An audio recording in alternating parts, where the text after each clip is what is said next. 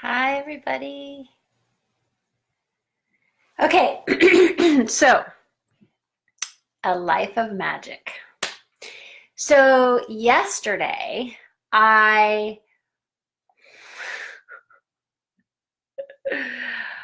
I was not able to be online. I was out in the world, and I don't leave the house very often. But I decided to leave the house yesterday to go and run an errand. And I was having kind of a rough morning, and I was like, I just need to get out. I just need to go out into the world and like be in the world. Just need to get out of the house. Sometimes I get a little cooped up. And so I left and I went out into the world, and I was, I don't know if you guys know, but I don't actually have a car, and I live in Los Angeles, so it's a little bit challenging, but it's awesome. And it's awesome that I don't have a car for the last 10 years. I'm just going to say it's a lot less stressful. And it's beautiful in the ways that magic shows up in my life. So I was standing at the bus stop, and I was standing there, and I was, standing sort of next to this sort of light pole situation, and like a lamp, street lamp. And there's, like an overhang thing for the bus, and I was standing outside of it. And this raven comes into the field, lands on the street lamp, gawks at me and goes, ah! Like that. And I looked up at him and I was like, ah! Like back at him, right? And he literally dropped something out of his talons, okay, right at my feet. I'm like, what is this? What is this gift you're giving me? So I reach forward. Now, you have to understand, I have raven medicine, like deep raven medicine, deep totem raven medicine. Like the ravens have been talking to me since I was 7, okay? And so I went and I leaned down and I picked it up, and it was a hummingbird. And the hummingbird was dead. It was still warm. And it was cold outside. So it literally had just passed. And so I was holding this, and then of course the raven gawked at me and flew away. Like, here you go. Here's your thing. Here's your medicine. Here's your message from the universe, And I was like, okay, a hummingbird. Oh, bless this little hummingbird. And there was no blood. It was literally like he caught it and it died. Because if you catch a hummingbird, it will die if it feels like it's in danger on any level. So it literally was like, had just passed and was in my hands, and it was gifting me this hummingbird. And I have hummingbird medicine as well. I've received 3 hummingbirds now in my life. I've received 1 raven and 3 hummingbirds. So it's like physically gifted to me. And I have raven wings that I use in ceremony, and I have hummingbird feathers that I've used in jewelry and like talisman jewelry, magical stuff, okay? So my life is so freaking magical. Like, I forget sometimes. I literally forget how magical my life is until I walk out into a city street and a raven comes and gawks at me and drops a hummingbird in my lap. I mean, what are the chances that I'm in a city? Like, there are no raven. I have never seen a raven here. Maybe once or twice, okay? But I'm literally in the city, like city now. And I'm used to living in nature, so I'm used to interacting with nature spirits and the animals and the insects and the birds, and and I work I work a lot with the bird tribes specifically. I'm a feather priestess. I make feather talisman earrings with feathers from different animals and feathers that I receive from in nature. Like, it's a big part of my life, but I haven't, since I've been in Los Angeles, I haven't been in nature that much, and it's been really hard on my system, obviously. And so this was like the first magical thing in 6 months that has happened to me, like on that level. And I literally just stood there in shock for a minute, like, oh, right. My life is magic. Like, I need to remember that my life is magic. I need to remember that I interact on a magical level with spirit, with nature, with life, with all that is, right? Because that is the most important thing, really, for me. That is the most important thing I could be doing with my energy, is engaging in the magical realms of life and how it interacts with me on a moment by moment basis. And so receiving this, literally receiving this hummingbird, and fully intact, mind you, not bloody, not attacked, nothing happened to it. It was literally like I was able to release the spirit properly and, you know, say a prayer over this hummingbird. And I took the hummingbird because I'm going to give it a proper burial. And I'm going to do that in ritual tonight. I'm just literally going to go into prayer, and I'm going to bury it in a place where I feel like it will be safe. And that's kind of difficult in this area because I'm in the city. So I have to literally figure out where to bury this hummingbird. And I have him wrapped up.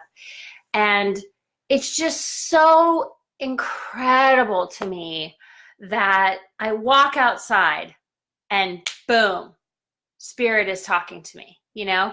But, and so what's interesting also though, is I had communicated with my twin flame energy. And it is the new moon. Thank you, Angela. It's the new moon energy as well. It's just really strong right now. All the energies on the planet right now are very strong. And universally speaking, there's a lot going on. And really paying attention to what's going on energetically is important for us, you know, for people like me. I can't speak for everybody, but I can speak for myself and say that it's really important for me to be fully present in my life, fully present for what's going on in my reality. And so not denying myself magic, right? Our souls are magic. We are magic. The fact that we have a consciousness in our bodies is magic. And a lot of people, and if you notice, I spell magic differently than everybody else. I spell it Majick in the frenetic. I spell a lot of words frenetically, like cute. I spell Kewt. Magic, I spell Majick. And what's another one? Dude, I spell Dood. So I have these funny ways of spelling things, but what it does is it dismantles the programs and the spells set on the English language. And so I'm very intentional in what I'm doing, but people don't realize that. I'm just spelling things differently. But there's a reason why, because I'm stepping out of the loop of mind control and spells and in the dark magic sense. So heads up on that one. If you want to start spelling things differently and the way that you think they should be spelled, it probably will shift your consciousness and your energy around you in many ways that you would never imagine. So it's something to try, and it's kind of fun. Anyway, so this magic, this raven and this hummingbird, you know, like I haven't been out of the house in a while. I kind of stay in my house a lot, and I'm sort of sequestered here a little bit. I don't have a lot of social interaction in Los Angeles. And so, you know, I'm here in my house, so I'm not experiencing like magic in nature. And I walk outside in the city and this happens to me. And I'm like, oh, thank you, Spirit. Okay, I get it. I am magic, you know.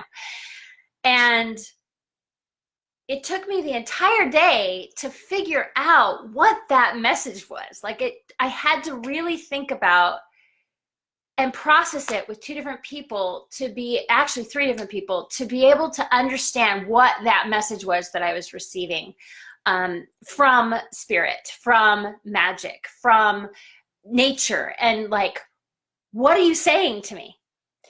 What I got was, because I was feeling very fragile yesterday morning. I was feeling scared to expand and to become more of who I am.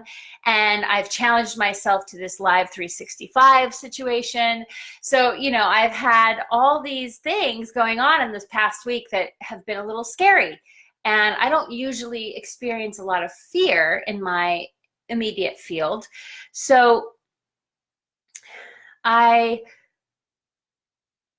was very present to the fact that Raven came in the city with a hummingbird, which are two of my main medicines, not like a random medicine like I'm a wolf spirit or whatever. It's like, no, Raven, hummingbird, you know, there's a couple other ones, dragonfly, for example. I pay attention. And even when it happened, I just went about my day and I didn't even think about it until later. And I was like, oh my fucking God, dude. Like, whoa. The universe has my back. Like, for real though, you know, like I need to remember. And I don't go into fear that often, but I was in fear yesterday and I was feeling very vulnerable and raw. And I have a hard time reaching out to people when I'm in that space. And so I was able to talk with a few people yesterday, and it really helped me to come back around to my center and to realize that, one, I am fully supported, and two, this is a deep fucking trigger in me, and I need to be able to move out of that trigger this year. Like, I need to stop being afraid. Like, when that, it doesn't come up hardly ever, but it's, in other words, it's like not an option for me anymore. Like I can't afford it or whatever. That's not the way to put it. I'm choosing not to be afraid. I'm choosing to be in my fullest expression. And I know that what comes with that for me is huge. It's big. I can't compare my life to anyone else's. I've had a really strange life. But I've also always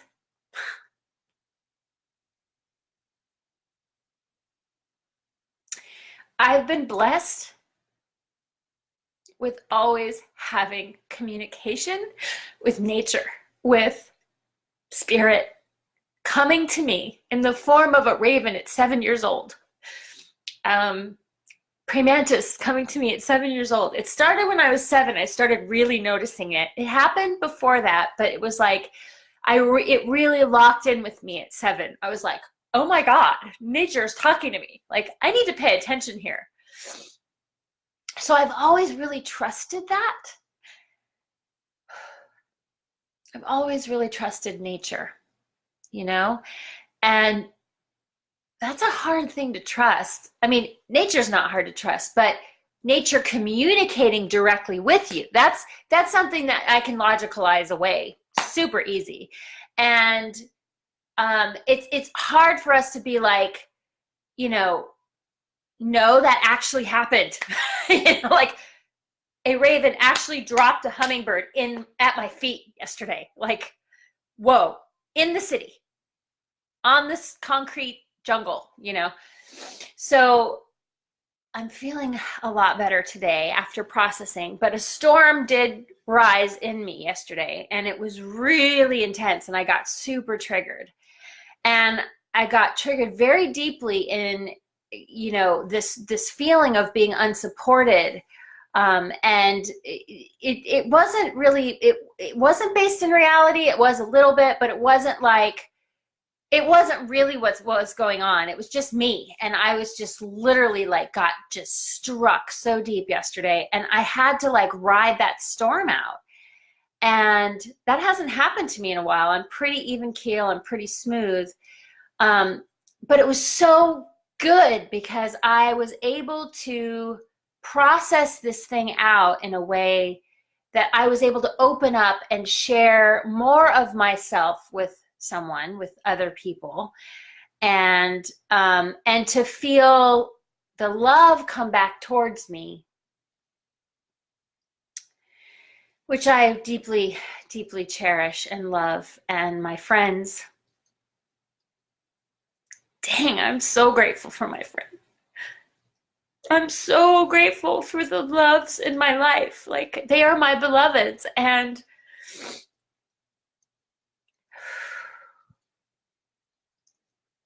I don't share enough with people, you know? And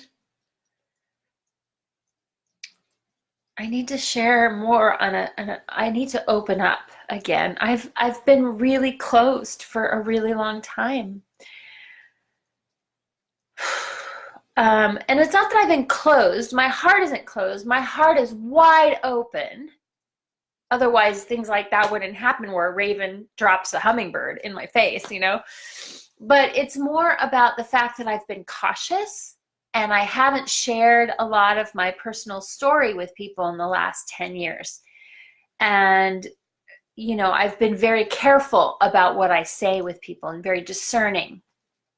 And this year, I feel like it's time for me to come out on a public level. And so I'm really struggling with that. I'm really struggling with that. And I'm struggling with like paying my fucking rent, you know, and figuring out how to like navigate life, you know, and I haven't really had financial issues in a long time. So that's really stressful. Of course, that can consume you if you let it, you know, but the cool thing is I'm not letting it. And I'm continuing to move forward, and I'm continuing to offer my offerings rather than going and getting a job that I won't be able to sustain. Like, a job for me in the real world is not sustainable.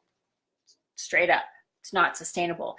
If I'm not expressing my truth, if I am out of sorts or out of alignment with my truth on any level, I begin to die. Spiritually, emotionally, mentally, physically. That's just me. That's just what I'm experiencing right now in life. And so for me, it is imperative that I get my shit together and I am able to take my magic to the next level. Like, really express my magic, my personal signature magic, whatever that is. That is important. And I encourage each and every one of you watching this to do the same thing, because the world that we are moving into is a much different world than what we've been living in. Shit is about to hit the fan, yo. And things are going to be exposed, and people are going to have to wrap their heads around what's really going on. And it's becoming very public now. And society is going to have a bit of a breakdown. It's gonna be a kind of a rough ride for a minute. And those of us that are in this way of being, that are in this flow of magic, in this life of magic, they are going to come to us and ask us for help. They're going to ask us for our perspective. And if we can be there to share our authentic nature with them and to support them through their transitional process into being more authentically themselves, then that's really good, right? And I feel super blessed that magic came to me at such a young age. I never chose to practice spells or things of that nature. I never chose to go down a specific religious path. I've explored probably 25 religions. When I was a child, I actually had the opportunity and the privilege of being a part of a youth group that, you know, went and experienced different religions. So I got to get a lot of perspective and a lot of different ways of thinking at a very young age. And that was super helpful for me. And that was in my front personality, my front consciousness. And on the psychic level and on the spiritual level and the multidimensional level, I literally had all this other stuff going on that I couldn't share with the rest of society, with people. Like, I knew that they couldn't comprehend the level that my psychic awareness was at and what I was dealing with, you know? And so I chose to keep quiet about it. And I have kept that quiet for my life pretty much. But I'm at this point where, now I'm supportive to other people that have that level of psychic awareness. I have the privilege and honor to be a spiritual advisor, or whatever you want to call it, or just hold space for those that are coming into their power, that are coming into their fullest expression, and help them own it, like help them own their magic. And that is super important, because the more confident you become in your own gut instinct and your own intuition and your own vertical alignment, which is my coin phrase, and you're, rather than horizontal harvesting and looking outside of yourself, another one of my coin phrases, the more you can stay in your vertical alignment, the more your source light energy can operate through your system, through your body, through your consciousness that lives within your flesh body temple. And the more we take care of our flesh body temple and use immaculate self-care to ground onto the earth in the physical and to be fully present and embodied, the more that we have the opportunity to be here and really live heaven on earth, quote unquote. And so with that, I invite you today to share your heart with someone. Share what's on your heart. Be willing to be vulnerable. Start there and go from there. Just be willing to be vulnerable today. I know a lot of us have been very protective of our energy and of our energy field. And for me, it was like, what happened for me actually was that I was really oversharing with the people. Like I was really just like, what? When I was younger, because I didn't know. I was innocent. I didn't know that what I was saying was different than what other people were experiencing. I was literally seeing things that nobody else could see, you know? And so when I would share these things, it would go haywire, and I'd be called, what were some of the things I was like?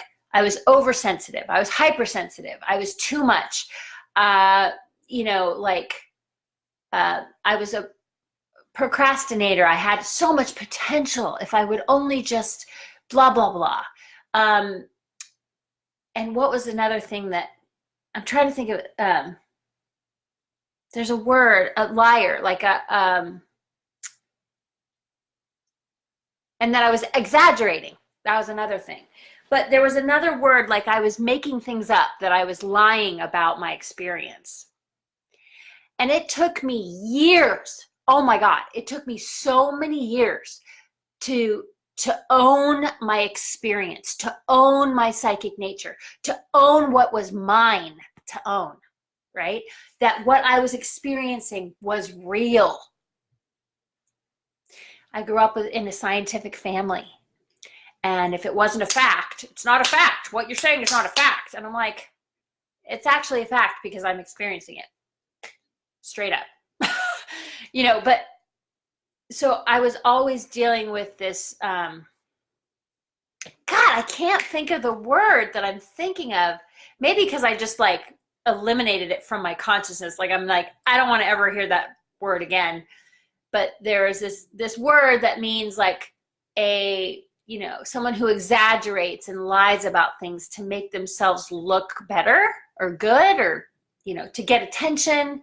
I was called the boy who cried wolf when I was a kid. Like all of these things that weren't part of my reality. They weren't actually real, but they were being imprinted upon my consciousness so that I would stay small, and I wouldn't allow my magic to shine, that I wouldn't allow my bright, shiny light to be bright. I was being snuffed out, literally snuffed out by my father, by like people at school, by, society, by my church, by, like where I went to church with my family, and, and by school and teachers. Like, fortunately though, I had a few teachers when I was 7, that I had some incredible experiences with my second grade teacher, and she literally turned that around for me on some level. She let me know that what I was experiencing was real. She did not let me believe that I was crazy. She wouldn't allow me to think that. She was like, no, what you said is true. Like, I believe you, you know? And if it wasn't for her and my mom, I probably wouldn't be here right now, like, for real. And my mom has been gone for, oh my gosh, 15 years now. But while she was alive, she was the one person that I had in my life who listened to me and gave me unconditional love. And shout out to all the moms out there, you know. And now I'm a mom, and I'm having a hard time with that. I'm literally having a hard time with unconditional love. It's hard, and I want to be that mom.